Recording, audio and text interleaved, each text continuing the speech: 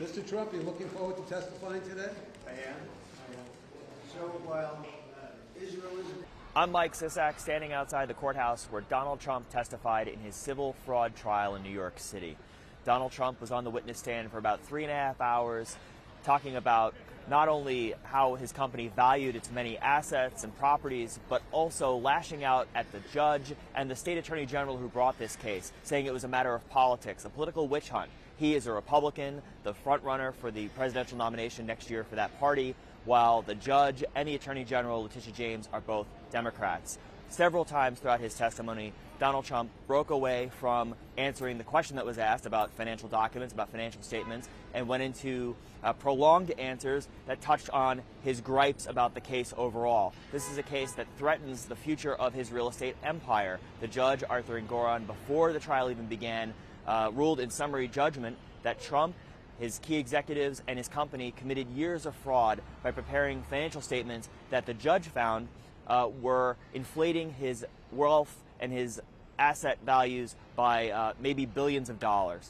The judge, as punishment, said that some of Donald Trump's business licenses could be revoked, should be revoked, and that could threaten, potentially, his ownership, his control of some of his key properties, such as Trump Tower and 40 Wall Street, an office building here in Lower Manhattan.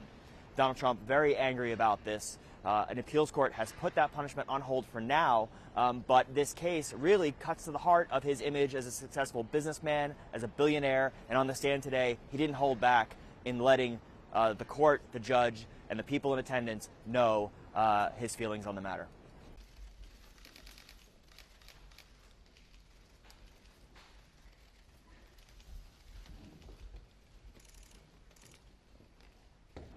There were certainly fireworks in the courtroom today. You had Donald Trump on the witness stand, at times acting like a candidate, trying to get his point across no matter what the question was, going off on tangents and being admonished by the judge. The judge instructed Trump's lawyers several times to rein him in, to instruct their client to answer the questions and not make speeches.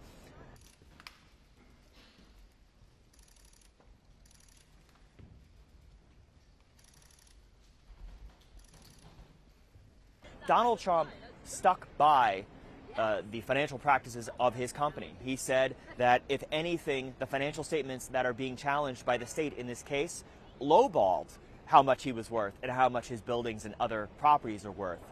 He was asked if he would change anything about the financial practices at his Trump organization, and he said that he may get some recommendations from an outside accountant and from lawyers, but that he wasn't aware of anything changing, and that, as far as he's concerned, these financial statements complied with loan regulations and complied with all of the other things that he had to do as a businessman, making deals and getting financing.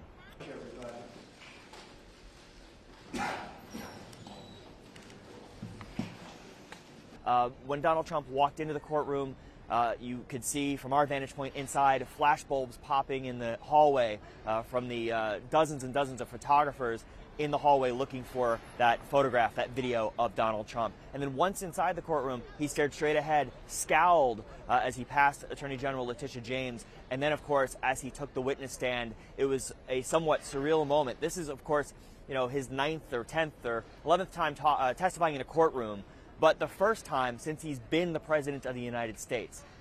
And it's a case that should be immediately dismissed. Thank you. Thank you very much. President Trump, what do you think the Reynolds endorsement